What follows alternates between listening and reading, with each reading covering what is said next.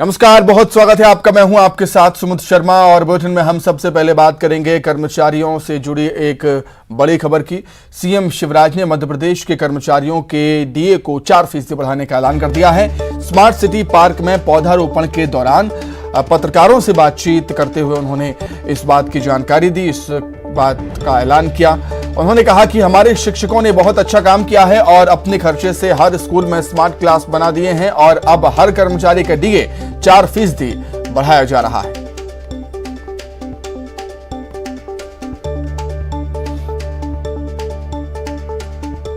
शिक्षकों के बीच में शिक्षकों ने अद्भुत काम किया। अध्यापकों ने हमारे उन्हें अपने पैसे से और जन सहयोग से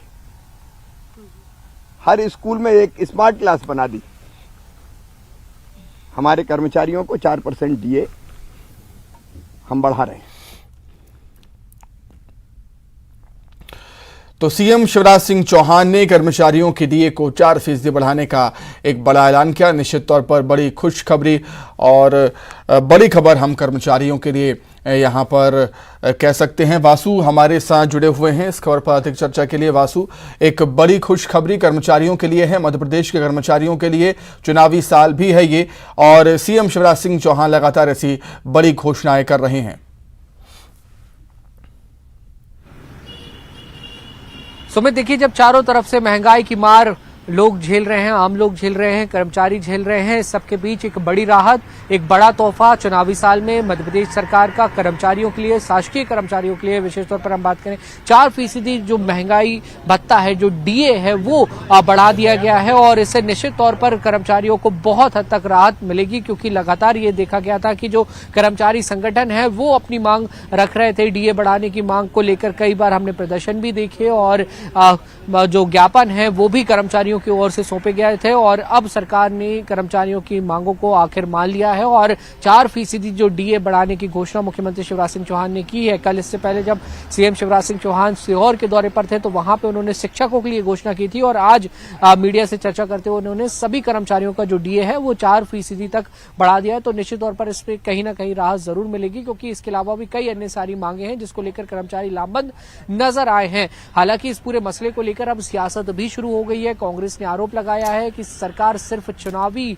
वादा, चुनावी घोषणा कर रही है डीए बढ़ाने की। ये चुनावी बातें हैं। अगर वाकई में सरकार कर्मचारियों की हितैषी है, कर्मचारियों का हित चाहती है, तो पुरानी पेंशन बहाल कर देनी चाहिए, जैसे कांग्रेस ने करके बताया है, छत्तीसगढ़ में करा और उसके बाद राजस्थान में भी कांग्रेस ने ये कदम उठाया है। बहरहाल कांग्रेस इस पूरे मुद्दे को अपने वचन पत्र में भी सुमित शामिल कर सकती है पुरानी पेंशन बहाली के, क्योंकि हिमाचल में भी ये मुद्दा था, राजस्थान में भी था और छत्तीसगढ़ में भी ये मुद्दा देखने को मिला था। लेकिन आने वाले समय में सरकार का क्या कुछ रुख रहता है। 4% डीए जरूर बढ़ा दिया गया है, इसके अलावा भी कुछ और सौगातें सरकार कर्मचारियों को दे सकती है, क्योंकि आपने भी जिक्र किया मध्य प्रदेश में ये चुनावी साल है और ऐसे में सरकार की ये कोशिश जरूर होगी कि सभी वर्गों को, सभी जो अलग अलग संगठन हैं उनको साधा जाए, ताकि सरकार चुनाव में जब जाए तो जनता के पास, जनता से बताने के लिए बहुत सारी बातें उनके पास हो। बहरहाल देखना होगा कि इस तोहफे का असर कर्मचारियों में कितना होता है और आने वाले समय में विपक्ष का क्या कुछ रुख रहता है। और सरकार ने जब एक मांग स्वीकार कर ली है तो निश्चित तौर पर यह मान के चलिए कि जो विपक्ष अपना घोषणा पत्र, मैनिफेस्टो तैयार कर रहा है उसमें एक कदम और आगे बढ़ाकर कर्मचारियों के हित में कुछ और बड़ी घोषणाएं भी कर सकता है। जी सुमित। बिल्कुल ठीक बात कही वासु आपने। बहुत धन्यवाद आपका जुड़ने के लिए और तमाम बातचीत के लिए। आगे बढ़ते हैं।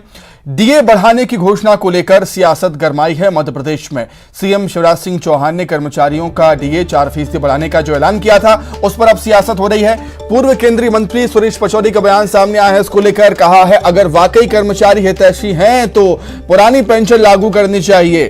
कांग्रेस का यह कहना, सुरेश पचौरी का यह कहना, प्रदेश की सरकार सिर्फ कर्मचारी विरोधी है, डीए बढ़ाने का निर्णय चुनावी है। देखिए, पुरानी पेंशन वो लागू करे यदि वो कर्मचारी हितैषी है। प्रदेश सरकार के हर वो निर्णय जो हुए हैं वो कर्मचारी विरोधी हुए हैं। अभी फिलहाल जो ये निर्णय लिया गया है वो चुनाव के मद्देनजर लिया गया।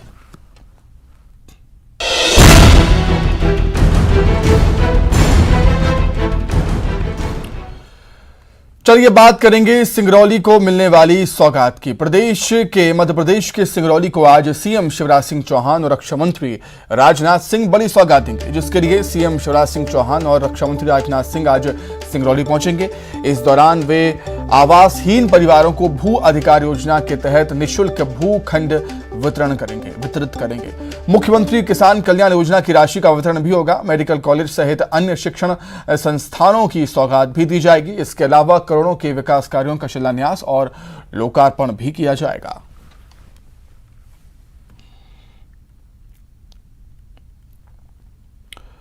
तो सिंगरौली को आज कई सौगातें मिलने वाली हैं। आवासहीन परिवारों को भू अधिकार योजना के तहत निःशुल्क भूखंड वितरित किए जाएंगे। किसान कल्याण योजना की राशि का वितरण भी आज होगा।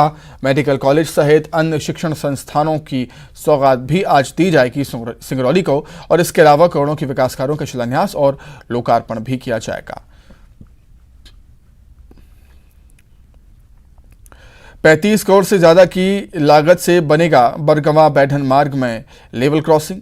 248 करोड़ 27 लाख रुपए की लागत से शासकीय चिकित्सालय महाविद्यालय भवन का निर्माण किया जाएगा। खनन औद्योगिक संस्थान का भी शिलान्यास किया जाएगा और हिर्राव बैढन और चकरिया में सीएम राइज स्कूल का शिलान्यास भी सीएम शिवराज करेंगे।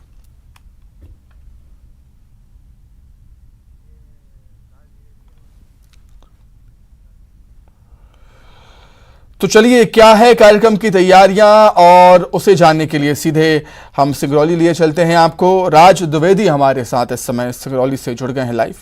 राज, क्या कुछ तैयारियां हैं? सिंगरौली को आज कई बड़ी सौगातें मिलने वाली हैं।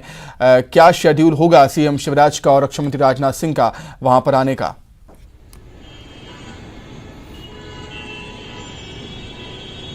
देखिए, सिंगरौली के लिए निश्चित तौर पे आज बेहद बड़ा दिन है, काफी बड़ा दिन है, क्योंकि बहुत सी सौगातें हैं जिनको आज यहाँ पे सिंगरौली वासियों को जो सीएम शिवराज हैं वो यहाँ के लोगों को देंगे। शेड्यूल की जो अगर बात करें तो शेड्यूल जो पहला कार्यक्रम है वो जो देवसर विधानसभा का गड़रिया गांव है। गड़रिया गांव में सबसे पहले मुख्यमंत्री शिवराज सिंह चौहान और केंद्रीय रक्षा मंत्री राजनाथ जी पहुंचेंगे और वहां सबसे पहले जो वहां के हितग्राही हैं, लगभग 2500 हितग्राही हैं, उन हितग्राहियों को पट्टा वितरण का कार्यक्रम है। जो भूमिहीन है उन्हें जमीन का टुकड़ा उन्हें दिया जाएगा, तो वहां उनका पहला कार्यक्रम होगा। उसके बाद वहां से हेलीकॉप्टर से जो बैढन का जो हेडक्वार्टर है एनसीएल मुख्यालय पे जो मुख्य सभा रखी गई है वहां सीएम पहुंचेंगे और वहां पहुंचने के बाद जो यहाँ का जो सबसे बड़ी बहुप्रतीक्षित मांग थी यहाँ पे मेडिकल कॉलेज की, तो मेडिकल कॉलेज की जो आधारशिला है वो सीएम रखेंगे। इसके अलावा चूंकि ये पूरा जो इलाका है सिंगरौली का पूरा औद्योगिक इलाका है, तो यहाँ पे जो माइनिंग कॉलेज की मांग काफी दिनों से चल रही थी, काफी पहले इसकी घोषणा भी हुई थी कि इसमें बनाया जाएगा, लेकिन अब जाकर के ये जमीन पे साकार होती है, योजना नजर आएगी और आज इसका भी शिलान्यास होगा। इसके अलावा जो बैढन और जो सिंगरौली को जो कनेक्ट करने वाला जो एक मार्ग है जहां से रेलवे लाइन गुजरती थी, वहां लोग परेशान होते थे ट्रैफिक जाम की वजह से। जब फाटक बंद होता था तो काफी लंबा जाम लगता था, तो उसके लिए भी जो ओवरब्रिज है, ओवरब्रिज की सौगात भी आज मिलेगी, उसका भी आज भूमि पूजन होगा। तो काफी बड़ा दिन है सिंगरौली के लिए और काफी बहुत सी सौगातें हैं जो सिंगरौली को आज मिलने वाली हैं। मुख्यमंत्री शिवराज सिंह जो गड़रिया गांव है देवसर विधानसभा का, वहां पहुंच चुके हैं और कुछ ही पलों में जो केंद्रीय रक्षा मंत्री हैं राजनाथ जी, वो थोड़ी देर में पहुंच जाएंगे और कार्यक्रम की जो है वो शुरुआत हो जाएगी। जी ठीक है राज, आप नजरें बनाए रखिएगा, लगातार हम आपसे अपडेट लेते रहेंगे। फिलहाल आपका बहुत धन्यवाद जुड़ने के लिए और तमाम जानकारी के लिए। आगे बढ़ेंगे। सीएम शिवराज सिंह चौहान ने भोपाल के स्मार्ट सिटी पार्क में पौधारोपण के दौरान पूर्व सीएम कमलनाथ के निवाड़ी में दिए गए बयान पर पलटवार किया। उन्होंने कहा कि एक कुंठित व्यक्ति ही ऐसी भाषा बोल सकता है। सीएम ने कहा कि कमलनाथ एक बुजुर्ग नेता हैं और उन्हें संयम का परिचय देना चाहिए। कुंठा बोल रही है, मुझे लगता है कि कभी वो खुद को भावी मुख्यमंत्री बताते हैं, कभी भविष्य वक्ता हो जाते हैं, पंचांग पढ़ने लगते हैं। एक कुंठित व्यक्ति ही ऐसी भाषा बोल सकता है, देख लूंगा, निपटा दूंगा, पीस दूंगा। कल के बाद परसों आता है। कमलनाथ जी, आप बुजुर्ग नेता हैं, कम से कम संयम का परिचय कर दीजिए। अब गली में खड़ा कोई कार्यकर्ता ऐसी भाषा बोल दे तो ठीक लगता है, नहीं तो मैं देख लूंगा, मैं निपटा दूंगा, मैं ये कर दूंगा। ये कोई सीजन नेता बोलता है क्या? दरअसल 2 दिनों पहले निवाड़ी में कार्यकर्ताओं को संबोधित करते हुए पूर्व सीएम कमलनाथ ने अधिकारियों और पुलिस कर्मचारियों को धमकी दी थी। पीसीसी चीफ ने कहा था, अधिकारी और पुलिस वाले ये समझ लें कि 8 महीनों में चुनाव हैं, सबका हिसाब दिया जाएगा। उन्होंने कार्यकर्ताओं से कहा था, पुलिस और अधिकारियों से डरना नहीं है बल्कि आक्रामक रहना है। आइए आपको सुनाते हैं कमलनाथ का वो बयान।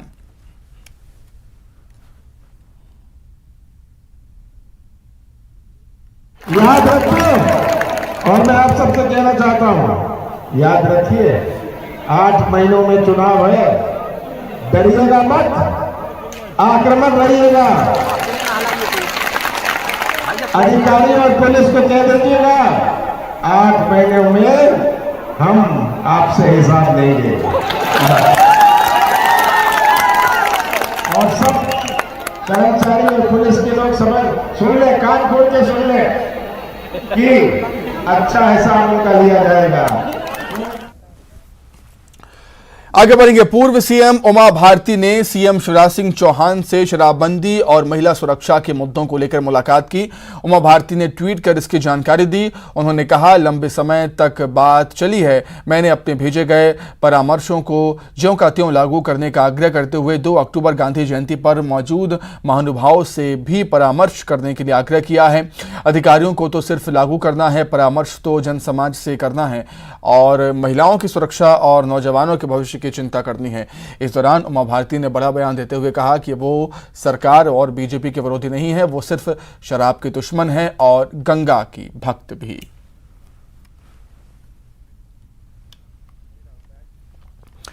पूर्व सीएम उमा भारती पर मुख्यमंत्री शिवराज सिंह चौहान ने बड़ा बयान दिया। उमा भारती से मुलाकात को सीएम शिवराज ने कहा कि उमा जी मेरी बहन हैं और बहुत सम्मानित नेता हैं, उनसे चर्चा और परामर्श निरंतर जारी रहता है। उमा जी मेरी बहन है, बहुत सम्मानित नेता है, सामाजिक कार्यकर्ता है, उनसे चर्चा और परामर्श निरंतर जारी रहता है। एक बार फिर से बात करेंगे कांग्रेस की। कांग्रेस में वचन पत्र को लेकर बैठक चल रही है। कांग्रेस 2 वचन पत्र तैयार करेगी, एक सामान्य और एक महिलाओं के लिए वचन पत्र होगा। विशेषकर प्रियदर्शनी वचन पत्र तैयार करेगी कांग्रेस। वचन पत्र के लिए 10 उप समिति बनाई गई हैं। 10 उप समितियों को अलग अलग विभाग वर्गों की जिम्मेदारियां दी गई हैं। 1 महीने बाद सभी उप समितियों की फिर से बैठक होनी है। बैठक में सभी उप समितियों को बिंदुवार अपने अपने विभाग वर्गों के लिए जानकारी देनी होगी। इन जानकारियों के माध्यम से तैयार होगा घोषणा पत्र का ड्राफ्ट।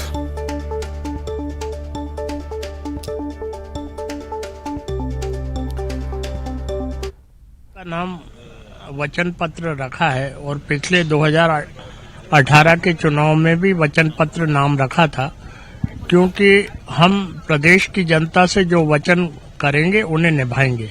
पिछले समय भी वचन पत्र के 365 दिनों के 365 वादे कमलनाथ जी ने मुख्यमंत्री रहते पूरे किए थे। इस बार भी जो वचन दिए जाएंगे उन वचनों को हम पूरा करेंगे, ये हमारा संकल्प है। फाइनल नहीं हुआ है, चर्चा के ही स्टेज में है और अभी माननीय कमलनाथ जी ने विषय को लेकर उप समितियां भी बनाई हैं। हर 10 उप समितियां हैं। 10 उप समितियों में 5-5, 6-6, 7-7 जो विभाग आते हैं सब उनको दिए गए हैं। तो अगले महीने हमारी बैठक फिर से है 12 तारीख को और 12 तारीख के पहले ये उप समितियां अपनी अनुशंसाएं दे देंगी। उसके बाद हमारा फिर फाइनल ड्राफ्ट बनना शुरू होगा। खासतौर से माना जा रहा है कि आधी आबादी को साधने के लिए वचन पत्र में महिलाओं को लेकर विशेष पैकेज। जी, महिलाओं के लिए अभी तो मैं इतना ही कह सकता हूँ कि महिलाओं के लिए प्रियदर्शनी नाम से एक अलग वचन पत्र होगा जो महिलाओं के इश्यूज को फोकस करेगा, हाईलाइट करेगा। वो एक अलग वचन पत्र होगा। तो पुरानी पेंशन बहाली को लेकर भी कहीं बात कही? जी हाँ, वो तो कमिटमेंट है। कमलनाथ जी ने घोषणा की है, राहुल जी ने दिल्ली से कर रखी है, माननीय कमलनाथ जी ने घोषणा की है, तो वो तो कमिटमेंट है ही। ओपीएस तो कई बड़े ऐलान कांग्रेस वचन पत्र में कर सकती है, जैसा कि आपने सुना जो कांग्रेस नेता ने जो यहां पर बात रखी है। और अधिक जानकारी के लिए सीधे राजधानी भोपाल का रुख कर लेते हैं। वासु चौरे हमारे साथ जुड़ गए हैं लाइव। वासु, वचन पत्र की अहमियत कांग्रेस भी समझती है और यही वजह है कि कुछ अलग करने की कोशिश है कांग्रेस की। एक सामान्य वचन पत्र होगा, दूसरा विशेषकर महिलाओं के लिए भी। वासु, बिल्कुल सुमित, देखिए न्यूज 18 मध्य प्रदेश छत्तीसगढ़ की खबर पर एक बार फिर से मुहर लगी है। हमने कुछ दिन पहले ही खबर दिखाई थी कि कांग्रेस अपने मैनिफेस्टो में महिलाओं के लिए विशेष प्रावधान करेगी, उनको प्राथमिकता देगी। और वही हुआ। राजेंद्र सिंह जो कांग्रेस वचन पत्र समिति के अध्यक्ष है, जिन्हें अभी हम सुन रहे थे, उन्होंने साफ कर दिया है कि महिलाओं के लिए प्रियदर्शिनी वचन पत्र अलग से जारी किया जाएगा, अलग से लॉन्च किया जाएगा और उसमें महिलाओं से संबंधित जो मुद्दे होंगे, जो विषय होंगे, उनको वहां पर प्राथमिकता से रखा जाएगा। क्योंकि कांग्रेस लगातार महिला अत्याचार का जो विषय है, जो मुद्दा वो उठा रही है और महिलाओं की जो शासकीय सेवा है या फिर अन्य सेवाओं में जो स्थिति है उसको लेकर भी कांग्रेस ने बात कही थी और उसे भी अब आने वाले कांग्रेस के जो वचन पत्र हैं उसमें प्राथमिकता दी जाएगी। इसके अलावा कई सारी बड़ी घोषणाएं आधी आबादी के लिए होगी, तो निश्चित तौर पर एक बड़ा कदम आधी आबादी को साधने के लिए। और जैसा कि पुरानी पेंशन बहाली, ये एक बड़ा मुद्दा रहा था हिमाचल के चुनाव में भी, राजस्थान में भी और छत्तीसगढ़ में भी। इंप्लीमेंटेशन जो हुआ है इसको लेकर अब कांग्रेस मध्य प्रदेश में भी आगे बढ़ती हुई नजर आएगी। आज ही सरकार ने 4% डीए बढ़ाने का फैसला जो है वो किया है और कर्मचारियों को तोहफा दिया है। तो वहीं कांग्रेस ने साफ कर दिया है कि पुरानी पेंशन को बहाल करना हमारी कमिटमेंट होगी और इसी कमिटमेंट को लेकर हम आगे बढ़ेंगे। अजय सिंह यादव मेरे साथ हैं। सर, पुरानी पेंशन बहाली और महिलाओं के लिए अलग से वचन पत्र, कांग्रेस के दो बड़े वादे। देखिए, प्रदेश की जनता जानती है कि कमलनाथ जी जो वचन देते हैं वो पूरा करते हैं। भारतीय जनता पार्टी सरकार में हर वर्ग परेशान है। कांग्रेस पार्टी में वचन पत्र को जल्द से जल्द तैयार किया जा रहा है। पुरानी पेंशन बहाली हो, संविदा कर्मियों के नियमितीकरण के लिए कदम हो और महिलाओं के लिए विशेष करके प्रियदर्शिनी वचन पत्र कांग्रेस पार्टी द्वारा लिया जा रहा है। सभी वर्गों को कांग्रेस पार्टी संतुष्ट करेगी और उनके हितों में वचन पत्र में काम कर रही है। तो बिल्कुल सुमित, देखिए आपने सुना भी कि कांग्रेस पार्टी सभी वर्गों पर निश्चित तौर पर बड़े वचन यहां पर, बड़े वादे, बड़े दावे कांग्रेस की तरफ से वचन पत्र में किए जाएंगे। वासु, आपका बहुत शुक्रिया जुड़ने के लिए। तमाम